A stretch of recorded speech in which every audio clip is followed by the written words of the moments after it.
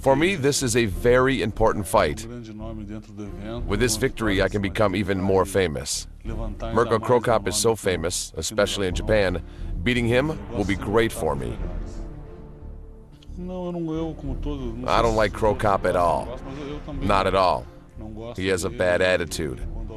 I don't know about the other fighters, but for me, hating him makes me more motivated to beat him. Mirko, we're here about 10-15 minutes before we actually get started. I just want to get your final thoughts on Wanderlei before you guys step out there and fight each other. Nothing, excellent fighter. That's all I can say. I don't like him personally, but as a fighter, he's an excellent guy. No, you said before you don't like him as a person. Yeah. Is there a particular reason why? Is it one thing? He's acting like that. He refuses any contact with other fighters. He's acting like maniac outside of the ring, and plus yesterday he said that he hates me, and there's nothing much I should say about him. I've seen you fight a lot of years, and this is probably the most intense I've seen you really before a fight. There's a little bit of hatred. You definitely want to try and take Wanderlei out in the first round. Well, of course, I will try to finish fight as soon as possible, but I'm aware that Wanderlei is an excellent fighter, so I have to be careful too. I mustn't be damaged for the second fight if I want to take the belt, and that's the plan, of course, and I will give my best, that's all. Okay, thank you very much, Mirko. Thank you.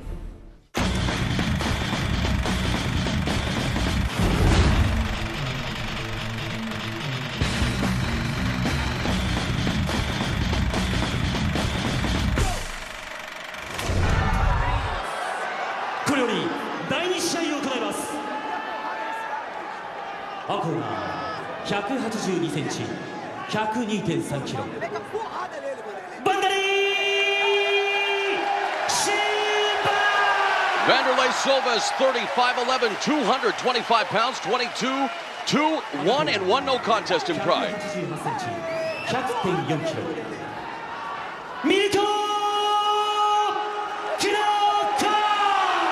Mirko Cro Cop turns 32 today, 6'2", 221 pounds, 15-4 and 2 in Pride Fighting Championships. And right away, Trigg stopped the presses.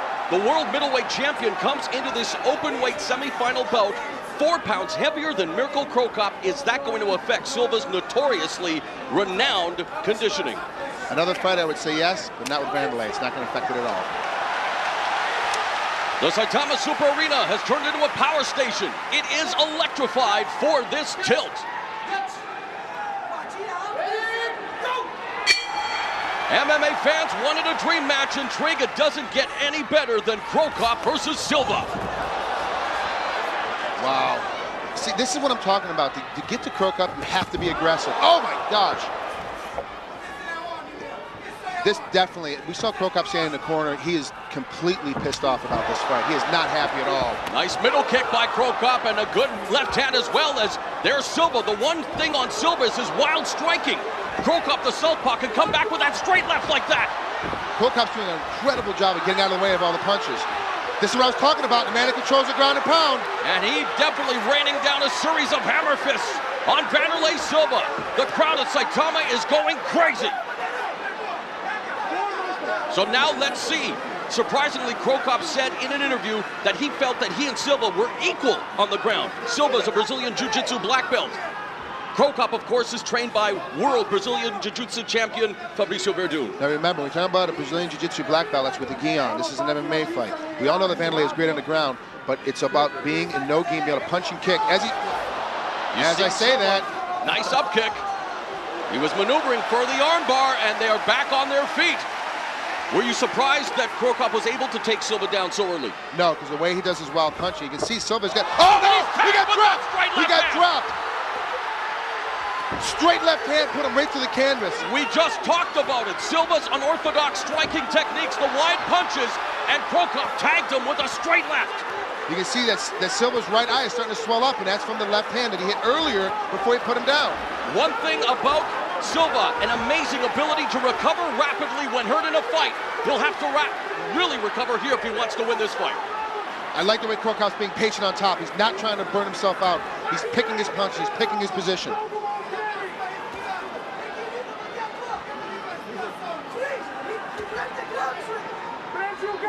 Krokop, the only man in the tournament to have faced, or the Final Four to have faced the other competitors.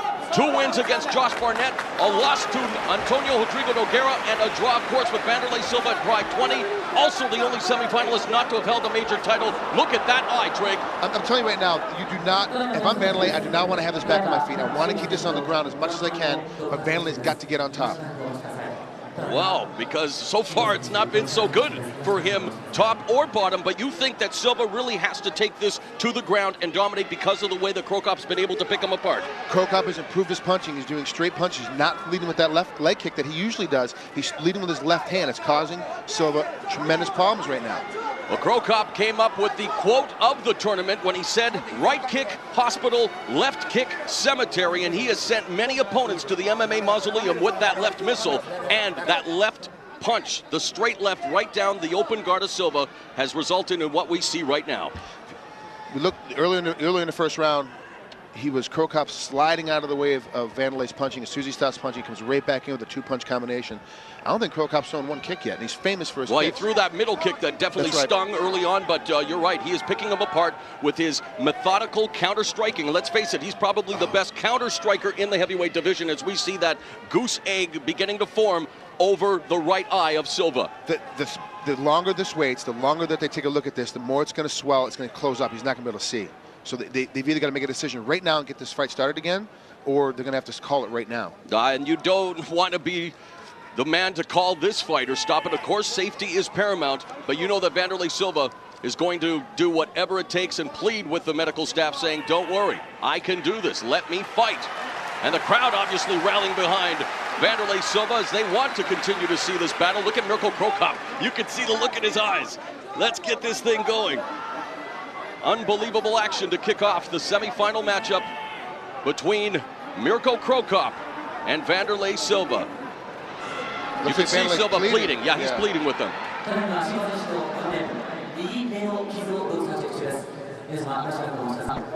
You can cut the intensity in this building with that proverbial knife Trig. Every one of these fans, and it's another sold-out night here at Saitama Super Arena, waiting on pins and needles to find out whether or not Silva is going to be able to continue as, again, a victim of that devastating straight left from the southpaw. And when you're a southpaw fighter, as I am, and this is one of the reasons why I really do like Krokop, is the fact that he throws straight left-hand punches. If you can sneak a straight left hand in there, you can do a lot of devastating damage to your opponents. It makes it very simple. It looks, now mind you, I'm not in the corner. I can't necessarily, read his lips either, but it looks like to me that he's really the body language. Yeah, we really got to start this fight again. He's bleeding. There we go. But again, vision is paramount, is everything. Mirko Krokop now walking over. And of course, Krokop now is telling the referee we're going to start from the same position, right? Well, you know who is the more popular of the two fighters. Wanderlei Silva getting an incredible reaction from the crowd. And Mirko Krokop, though, continues. And look at Silva now. You see the desperation, Trig. Wildly striking from the bottom. He's got to use his legs a little bit more. He's not using his legs on Krokop. See, he's just kind of limply have his legs wrapped around Krokop's body. He's got to use them to his advantage. If he brings his legs high like he's trying to do right now, he'll tie Krokop's arms up so he can't swing back. Krokop, of course, trying to control from the guard there. Silva, again, very active on the bottom, trying to maneuver for a possible armbar again, trying to grip the wrists of Krokop. What does Krokop have to do here, though, Trig, as Silva right now fighting for his life in this tournament? Right now, what Krokop's doing is head down. It's basically, it's not a great striking position. We all know that Krokop's a great striker. He needs to posture up, sit up, get position, get distance between him and Wanderlei so he can throw the straight left, straight down to the body, straight down to the head. Being in this position and restarting from this position, doesn't it, in a sense, help Silva a bit recover? Because right now we're seeing Krokop not able to continue to exploit that injury over the right eye. If I were Krokop, I would have hoped for this thing to start back up on my feet. I'm a little bit, and I've been known to be a little bit of an aggressive fighter, and right now if I'm Krokop, I'm throwing to the right eye, and I'm trying to close it up like you said.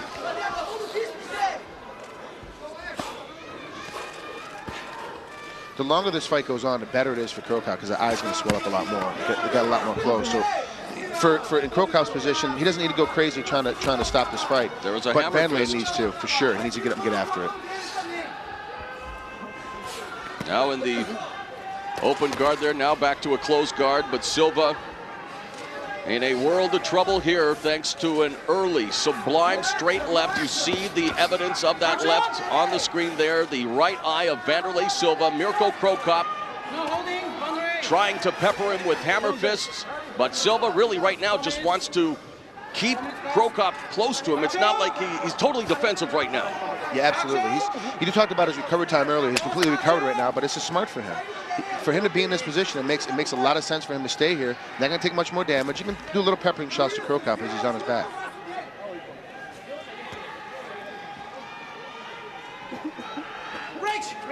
This is similar to how we saw Silva in the Pride middleweight tournament when he was in the battle against Ricardo Arona, and that's what Arona was able to do to control him from that position and, of course, give him his first loss in over 5 years in the middleweight division. But now Mirko Krokop definitely doing damage to Wanderlei Silva. We talked about him being defensive. He's now been issued one of those yellow cards, which means a 10% deduction to his purse. And, of course, 3 yellow cards means a disqualification. I got to tell you what, I don't think that's for being defensive. I think it's because when he got up, he had a mouthful of blood and he dropped it on the mat.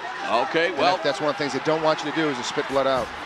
It'll be interesting to see because he definitely was defensive from the bottom, but they're back on their feet. And now Silva again. Another nice middle kick delivered by Krokop.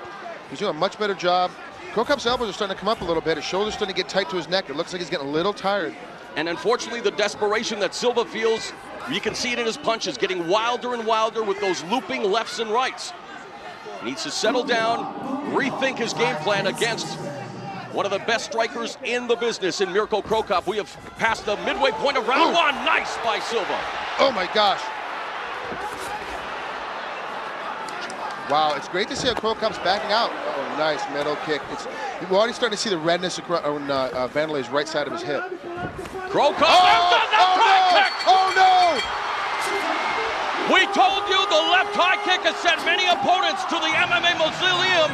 Add Wanderlei Silva to the list. Mirko Krokop is on his way to the final. I can't believe that.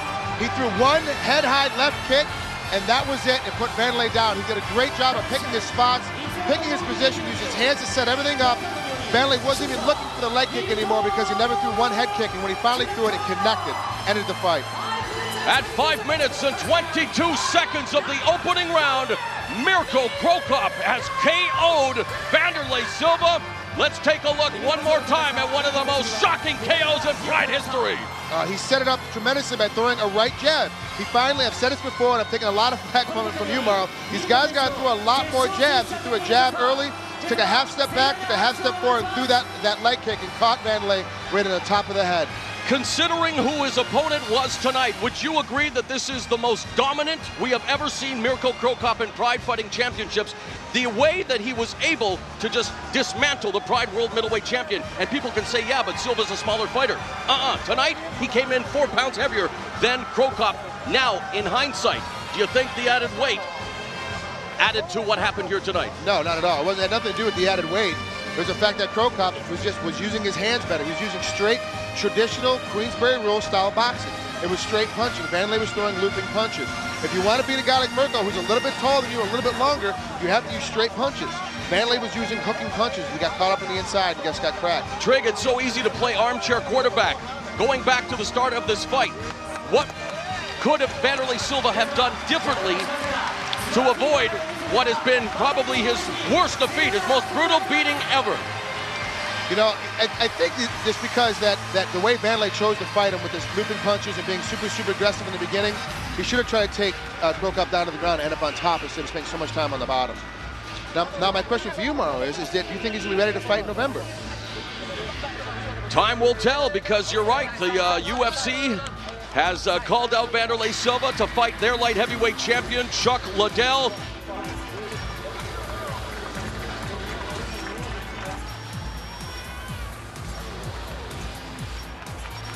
Wanderlei's one of the toughest guys in the world that's going to come after it. I got to be honest with you. Wanderlei wants to fight Chuck Liddell. Wanderlei wants to come, Wanderlei obviously wants to come after it, You know, we've heard from the inside that, you know, obviously Pride wants this fight to happen. I mean, everybody in the world, the fans, both organizations, everybody wants this thing to have this thing happen.